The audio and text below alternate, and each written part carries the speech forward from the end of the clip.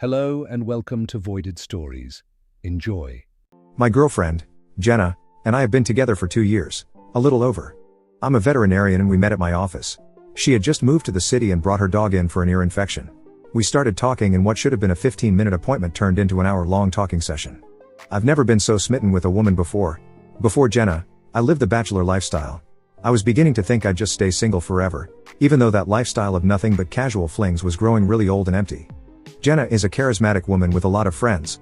Her best friend is a guy, Dylan, she knew in her old town. I trust Jenna, but I'd be bold-faced lying if I said that her relationship with him doesn't bother me at all. I don't get angry with her or fight about it. She's reassured me that they've been friends their whole lives and have never had any sexual relationship. I'm secure and I'm not insane, so I accept that they are friends and have tried to buddy up with him as well.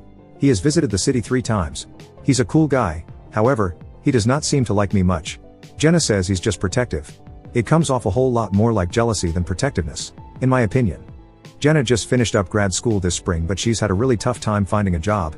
We have lived together for a year and I've been understanding that she can't help pay rent, etc. Right now, I'm very financially secure, so it isn't an issue. However, I am careful to not become a reason for her to not get a job and have her own financial independence. I just think it's important for everyone to have this sort of independence. So, without being pushy, I've let her know that she does need to start paying half of the expenses once she secures a job. Anyway, she texted me at work on Monday to tell me she got a job. It's a job she really wanted and had to go through some pretty grueling interviews to get.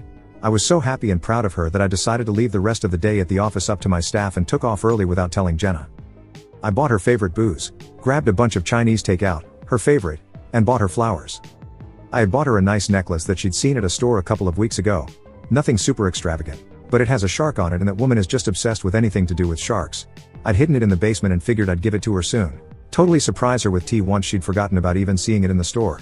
I got home and came in the side entrance to the basement so I could grab the necklace and then surprise her. When I came up the basement steps and opened the door, I could hear her talking on the phone. Normally I wouldn't stop and listen, but I heard her laughing uncontrollably, like belly laughing. It was pretty cute, so I figured I'd wait for her to get off the phone before I surprised her. She was talking to Dylan. Nothing new there, they talk at least once a week. Then I heard what they were laughing about.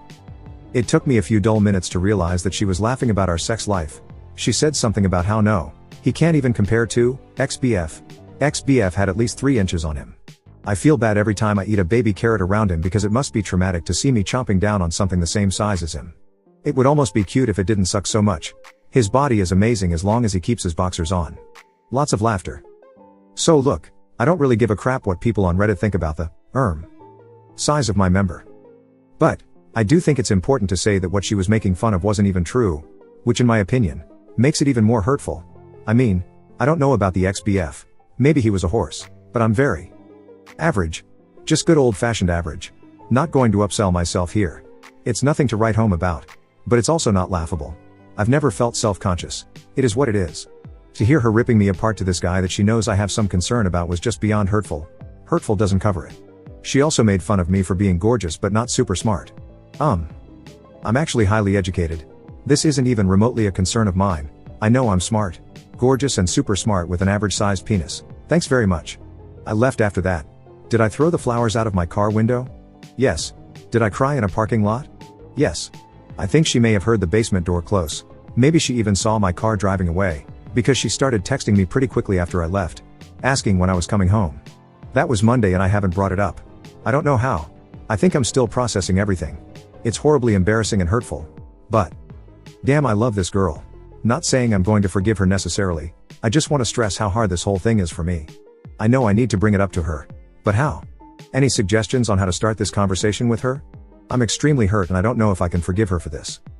TL, doctor, my girlfriend made fun of me with her male friend. About our sex life / my penis. Pretty hurtful stuff. I feel like a puppy that just got kicked in the face. Joking aside, I'm devastated. I was planning to propose in the next few months. Now I don't see how I can even forgive her and stay with her. Advice? Edit. Wow. Hey, thanks everyone. I just wanted to add that I definitely will be breaking up with Jenna. I grabbed a beer with 3 of my friends tonight and told them. Their sentiments match the majority of yours. Dump her and do it quick. I called my mom and told her about it. Yes, I told her everything. Embarrassing as it was, we are pretty close and I wanted to tell her the whole story, and I've never heard her so angry about anything. She knew I'd bought a ring for Jenna. I will post an update after I do it, probably tomorrow, though it may take me a couple of days to post about it. I'm going to be pretty wrecked emotionally. Thanks again for all the comments/messages of support and encouragement. I really didn't expect everyone to be rooting for me like this. Update, I, 33M, overheard my girlfriend, 28F, making fun of me pretty brutally to her best friend, 27M. When I say brutally, I mean brutally. Well, supportive Reddit strangers, I stayed strong and broke up with Jenna Thursday evening. This has honestly been the most dramatic couple of days of my entire life. I am exhausted. Things got pretty ugly on her part. Sorry that this is so long. A lot happened. At the suggestion of my friends, mother, brother, and many of you, I talked to her in a private but still public place. The thought behind it was that someone who can be so cruel and reveal herself as a liar is potentially capable of trying to turn things around on me and say that she left me because I hurt her or some other nonsense. I'd like to think she wouldn't do something like that, but who knows, especially after everything that has happened. Better safe than sorry. I thought about just boxing up her stuff and breaking things off with no explanation. But it has been over 2 years together. I decided the best thing to do is to confront her calmly and then hear her out. If she had an explanation, I wanted to hear it, even if it didn't change my decision to break up with her. So I took her to a wine bar in downtown that has those little individual booths with half curtains. She's been sugary sweet since Monday, which tells me she either A, felt guilty about what a jerk she was, B, thought I might have hurt her, or C, she just knew I'd been acting distant and was totally clueless as to why. So she dressed up really nice and, despite everything that has happened, I can admit that she looked stunning. She was also very affectionate and kept making a lot of sexy comments about all the things she wanted to do to me later. Normally, my precious little baby carrot would have been thrilled by this, but given the circumstances, it was difficult to hear and act normal. I had rehearsed what I was going to say to her over and over, so as soon as we sat down and got our wine, I started. I can't remember word for word, my adrenaline was kicked in pretty high gear so it feels fuzzy. I basically started by saying how much I've loved her, how she's the only woman that I've ever felt connected to so profoundly that I opened myself up to her completely and trusted her. I told her that she's the only woman I've ever thought about marrying, that I've gone ring shopping for. I left out the part about how I already bought a ring, and that I've actually imagined having children within the next few years. She kept interrupting me to say or to tell me how much she loves me, too. Then I looked her in the eye and asked her point blank why, if she loved me so much, she horrendously made fun of me to Dylan. I have to say, the look on her face was a bit satisfying. As expected, she denied at first and acted like she had no idea what I was talking about. She said Dylan knows how much she loves me and that she's never made fun of me to him. I kind of just looked at her and said something like, "Come on, Jenna." But she still denied even after I told her that I'd come home early on Monday and had hurt her. It was pretty frustrating, but I kept my cool. I just told her that she and I both know she's lying and that the things she said were unforgivable and that I couldn't wrap my mind around why she would say things like that to anyone, let alone Dylan, especially because she was lying just to be able to rag on me. Still denied and acted like I was crazy. She said she loves me so much, that she's not dissatisfied with our sex life and would never say she was or complain about my size, and that she knows how smart and sweet I am. That's why she loves me. If I hadn't heard what she said to Dylan myself, I would have believed her. She deserves an Oscar for that performance. Some commenters asked if I was sure she was talking about me when I overheard her. When she was talking about her ex-BF and his kraken of a dick, she said my name when she was making the comparison. I'm definitely sure that she was talking about me and that she was lying to my face about it. I told her that I would drive us home and she could grab the essentials she needed and her dog. My brother and his girlfriend would be at the house, too. I wanted to make sure there were other people there just to have witnesses that I let her get her stuff and didn't do anything aggressive or destructive. I told her I'd pack the rest of her stuff up and leave it out for her to get whenever she could. She was in total disbelief that I was actually breaking up with her. She pleaded with me, but my mind was slashes made up and I wasn't budging. It was hard not to cry in front of her though when she kept saying how much she wanted to be with me forever and that she had planned to be the mother of my children someday. I own my house, and since Jenna hasn't helped with expenses by paying any rent or utilities, I wasn't too concerned about, putting it bluntly, kicking her out. She kept asking me what she was supposed to do and where was she supposed to sleep. I told her it wasn't really my problem anymore and that she has plenty of friends she can stay with until she gets her own place. Basically all of the furniture and decor is mine. She just has clothes/toiletries/ etc. To get out. All of the redecorating she did to my house was done on my dime. Then came the waterworks. She started crying and saying that she didn't understand how I could do this to her. She said she thought I was a nice guy about a million times. I told her I am a nice guy, which is why I didn't just throw her stuff on the front lawn, change the locks, and give her no explanation. Then, I swear to you, this woman dug the knife in even deeper.